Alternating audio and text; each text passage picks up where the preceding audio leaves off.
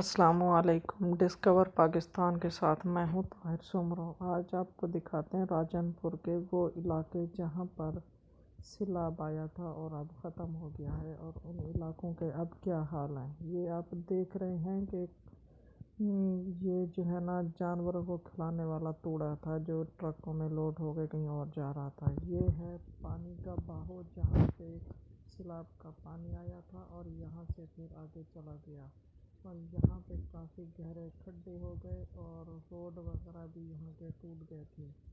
تو ابھی تک وہ روڈ تو نہیں بن سکا جہاں سے پانی گزرا تھا، لیکن اس کے ساتھ جو ہے نا ایک اور نئی روڈ بنا کے ٹریفک جو روانگی ہے اس کو بحال کیا گیا تھا، اور اسی روانگی سے جو ہے نا ٹریفک اب چلنا شروع ہو گئی ہے۔ یہ دیکھیں کہ ابھی تک بھی ایک نشانی کے طور پہ پانی بچا ہوا ہے سیلاب کا، اور کافی گہرے کھڈے بھی ہیں اس کے اندر۔ تو یہاں پہ یہ پل کی جو ابھی یہاں پہ جو ہے نا اس کی صورتحال یہ ہے کہ اس کی کوئی ایک اینٹ بھی نہیں بچی، سب چیزیں یہاں سے ختم ہو گئی ہیں۔ تو یہ تھا سیلاب کا کچھ سلسلہ آپ کو دکھائیں، اور یہ دیکھیں کہ دور دور تک آپ کو کوئی فصل نظر نہیں آئے گی یہاں پہ۔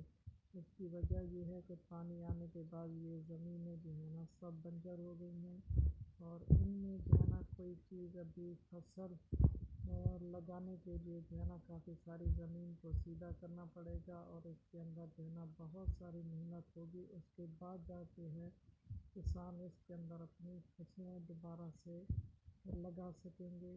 اور یہ ہے راجن پور کی فرنگی، کافی مشہور و معروف، لوگ بڑے دور دور سے آتے ہیں اس جگہ کی تصویریں وغیرہ بنانے کے لیے۔ تو ہم نے بولا کہ آپ کو بھی یہ دکھائیں وہ صورتحال جہاں پہ یہ سیلاب کا پانی رکا ہوا تھا، اور یہ جگہ وہ ہے جہاں پہ جو ہے نا کوہ سلیمان سے پانی آتا ہے، اور یہاں سے ایک پل ہے جو آپ کو آگے جا کے دکھائیں گے کہ پل کے نیچے سے گزر کے جاتا ہے، اور یہ سیدھا جا کے دریائے سندھ میں جاتا ہے۔ اس کوہ سلیمان سے جو پانی آتا ہے، کوہ سلیمان پہ جو بارشیں وغیرہ ہوتی ہیں اس کا جو پانی ہوتا ہے وہ سارا یہاں سے گزر کر سیدھا دریائے سندھ میں جا کے پہنچتا ہے، اور وہاں سے اپنے راستے کے لیے رواں ہوتا ہے۔